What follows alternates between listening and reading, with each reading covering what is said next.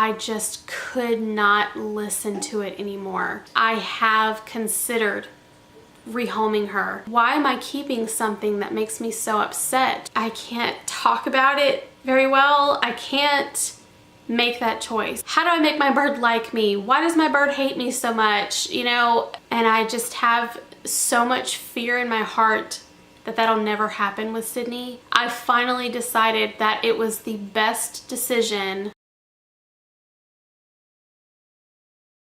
So I have spoken to a parrot behaviorist, and her name is Joanna Berger. I will have everything for her linked below. She's extremely knowledgeable, extremely smart, so nice, so kind. Every single tip that she has given me after this consultation has me feeling so much hope. I mean, like, after our consult, I felt like I was able to breathe again, because I've been so at a loss with Sydney as to what to do, and she's helping me out so much. So in this consult, I mean, I've got several pieces of paper that I could read, articles that she's given me, and I want to kind of talk about a couple of the things that we need to do for Sydney to try and like help make things a little bit smoother. So she definitely told me that I'm doing an excellent job already as being a parrot mom, which made me feel really great.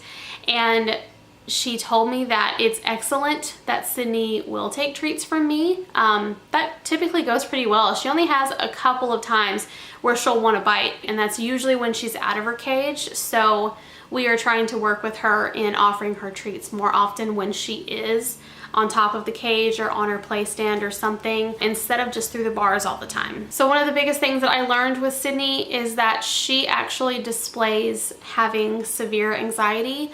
And thankfully, this is without any kind of plucking or self-mutilation or any self-harm or anything like that. She doesn't do anything to harm herself, which is such a blessing, because it can go so wrong so fast. And once a bird becomes a plucker, they pretty much never turn back. They will always have that urge to pluck. Even if they become happier in their life and aren't as depressed as they were, it can still turn negative that way, and they can keep on going.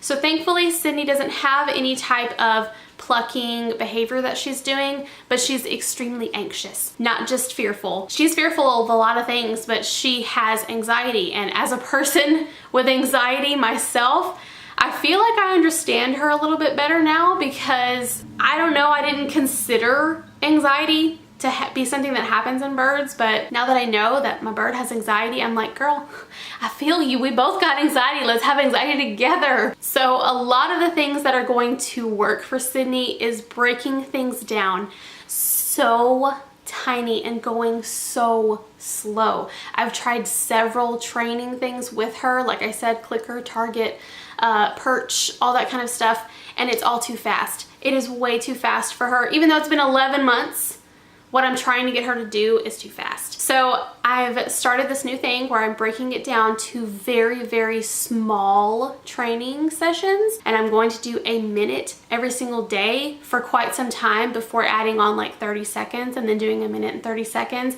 and so on and so forth until it gets up to about 5 minutes. And I don't think with her, because she has severe anxiety, I don't think that a training session over 5 minutes is the very best idea. She gets a little overworked at times, and she'll get tired at that point and not want to participate anymore.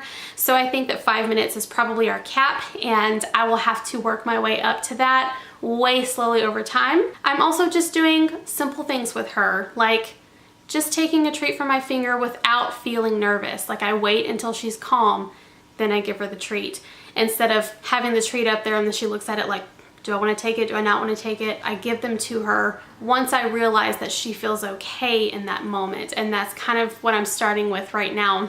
I'm adding a lot more toys to her cage, because another thing with parrots that have anxiety is they need a lot of foraging toys. It doesn't need to be so much chewing and picking up. Like, foot toys are not a thing she likes. She will not pick up a foot toy and play with it, but she loves things that she can shred more than she can chew. So I do have things with like beads and wood blocks and stuff that are hanging in her cage, like off of ropes and things. She interacts with those every now and then, but she seems to be more into the ability to really tear into like shreddable paper and things. And that is really important for birds with anxiety because it gives them more to do. If they forage, especially foraging for food, it helps them to kind of curb that anxiety a little bit and have their day be a little bit more busy so that they don't get into their mind so much and they don't look around their surroundings and try and like pick apart something that could happen to them potentially. They're just in their cage, they're busy doing what they're doing, and it makes them feel okay in that moment. So I'm giving her more foraging opportunities, and I've got so many plans for enrichment in her cage and everything, and in her bird room. We definitely want to spruce up the room and give her like so much stuff to do. Even though she's fearful of it, I think that if she has it around and she can see it and we give her a moment to even like be alone and explore things on her own, she'll eventually come around to it. Because that's the thing. She doesn't love me right now, but I freaking love her so much, and I want to give her the best life, and I know that she feels anxious and scared and possibly overwhelmed by things, so I don't want to overly shove me into her face. Like, I am in there with her a lot, but I know that it's going to take a lot more time to be okay with just being with me and not feeling the need to rip my skin off. So I just want to give her as much of a fun environment as I can so that she's still happy and thriving and feels enriched every day of her life without me always being in her face like begging her to love me, which is not what I'm doing, but like sometimes I feel like that. Like I just look at her and I'm just like, I love you, and she's like, squawk. So even if she's not ready to be with me, I still want to give her anything that she could ever possibly want and need in her life. So this is an extremely long video already, but basically I just wanted to talk to you guys about this and explain what's going on because I haven't thus far. I'm really trying with her, and I've talked to an animal behaviorist, and we have steps that we are using to get things going with Sydney and help things get better, and it's just going to take more time. As I said, it's been 11 months. If it takes 11 more, if it takes 3 more years, I don't care. I cannot give up on her.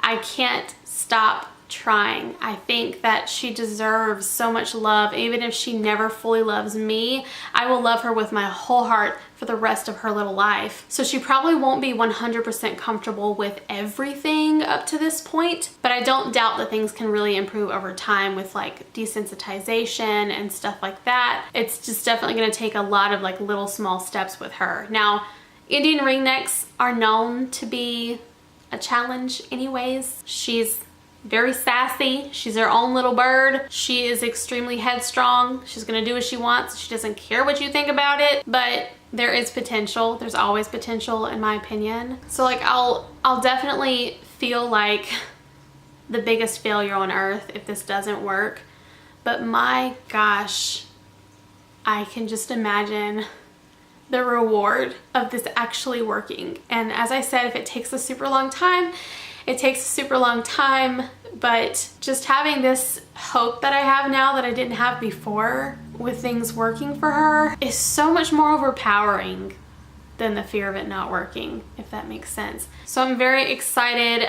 If you have a situation with one of your birds or any animal that's dealing with stress, anxiety, fear, biting, screaming, being cage aggressive, being territorial, anything like that, please reach out to Joanna Berger. She is extremely good at what she does. I cannot thank her enough for this. And I'm actually wanting to do a video in the near future on the importance of enrichment and foraging opportunities for birds, especially those with anxiety, and making toys and things like that that you can get your bird foraging and having a good time. And I'm gonna go ahead and bring Joanna into the video with me so that she can also share her knowledge with enrichment, anxiety, and foraging opportunities. So I really hope that you guys look forward to that. I'll let you guys know on social media as I get further along with doing that video and how that goes, and let you know when it's coming out. This is all I have to say right now on Sydney. Definitely want to document a lot more. Maybe later on I'll be able to show kind of how things go with her to help you guys out a little bit more.